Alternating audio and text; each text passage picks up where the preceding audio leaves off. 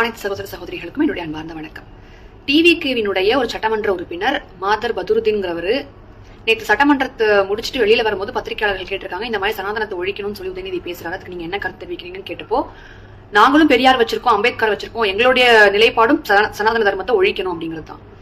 அப்போ நீங்க திமுகவோட பி டீம்னு ஒத்துக்கிறீங்க. நீங்க உங்களெல்லாம் பிஜேபியோட பி டீம்னு சொல்லிட்டு இருந்தாங்க, அதெல்லாம் போய் நாங்க திமுகவோட பி டீம் தான், எங்களுடைய கொள்கையும் ஹிந்து எதிர்ப்பு தான் அப்படிங்கறத நீங்க ஒத்துக்கிறீங்களா?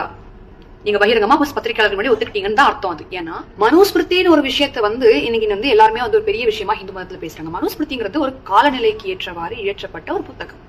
அது இன்றைய காலகட்டத்துக்கு பொருந்துமான்னு கேட்டா பெரும்பான்மையான இந்துக்கள் அதை பின்பற்ற கிடையாதுதான். ஏன்னா அது இந்த காலகட்டத்துக்கான பொருத்தமான ஒரு விஷயமா இருக்கான்னு கேட்டா கிடையாது. இது மனுஸ்மிருதிங்கிறது ஹிந்து மதத்துல மட்டும் கிடையாது, இஸ்லாத்திலயுமே இல்லைங்களா? இஸ்லாமிய மதத்துல குரான்ல பெண்கள் இதை செய்யணும் இதை செய்யக்கூடாது ஏற்றப்படலையா? பெண்கள் இப்படிதான் ஆடைகள் அணியணுங்கிறது கட்டாயப்படுத்தப்படலையா? அது ஒரு கண்டிப்பான விஷயமாக சொல்லப்படலையா? அப்ப எல்லா மதத்திலயுமே ஒரு காலநிலையில இந்த மாதிரியான விஷயங்கள் இயற்றப்பட்டிருக்குது.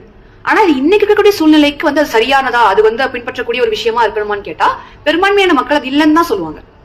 அது எல்லா மதத்திலயுமே இருக்குது. அப்போ ஒரு இஸ்லாமியரான இந்த மாதர் பதுருதீன் உங்களுடைய மதத்துக்கும் சம்பந்தமே இல்லாத சனாதன தர்மத்தை பத்தி பேசுறது கண்டிக்கத்தக்க ஒரு விஷயம். இஸ்லாத்தை பத்தி நீங்க பேசுங்க, இஸ்லாத்துல இருக்க விஷயங்களை பத்தி பேசுங்க, இஸ்லாத்துல என்னெல்லாம் ஒரு பிரச்சனை இருக்கு நீங்க நினைக்கிறீங்களோ அதை பத்தி பேசுங்களே தவிர்த்து பிற மதத்தை பற்றி பேசுவதற்கான உரிமை உங்களுக்கு இருக்கான்னு கேட்டா நிச்சயம் கிடையாது.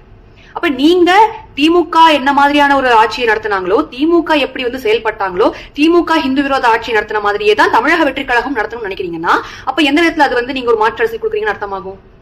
இந்துக்களுடைய அடிப்படைங்கிறது மனுஸ்மிருதின்னு யார் சொன்னது?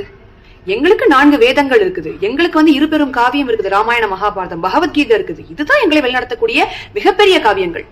அப்ப இதை நீங்க மையப்படுத்தி பேசாம ஒரு மனுஸ்மிருதியை மட்டும் பேசுறது அப்ப உங்களுக்கு ஹிந்து மதத்தை பத்தி தெரியல, சனாதன தர்மத்தை பத்தி தெரியல, அப்படிதான் அது அர்த்தமாகுது. இதுல என்ன வித்தியாசமான மாற்று அரசியல் நீங்க கொடுத்துட முடியும்? அப்ப ஹிந்துக்கள் கிட்ட ஓட்டு கேட்கும் போது அம்மா ஒரு வாய்ப்பு தாங்க, ஐயா ஒரு வாய்ப்பு தாங்க, நீங்க எதுக்கு வந்தீங்க? அப்ப ஹிந்து எதிர்ப்பு ஆட்சி தான் இங்க நீங்க அடுத்த 5 வருஷமும் தமிழக வெற்றி கழகம் பண்ணும்னா திமுகவை விட நீங்கள் எந்த விதத்தில் மாறுபட்டு நிற்கின்றீர்கள்? நீங்கள் என்ன மாற்று அரசியலை கொடுத்து விட முடியும்? நீங்கள் என்ன சமத்துவமான அரசியலை கொடுத்து விட முடியும்? நீங்க என்ன சமூக நீதியை காப்பாத்திட முடியும்?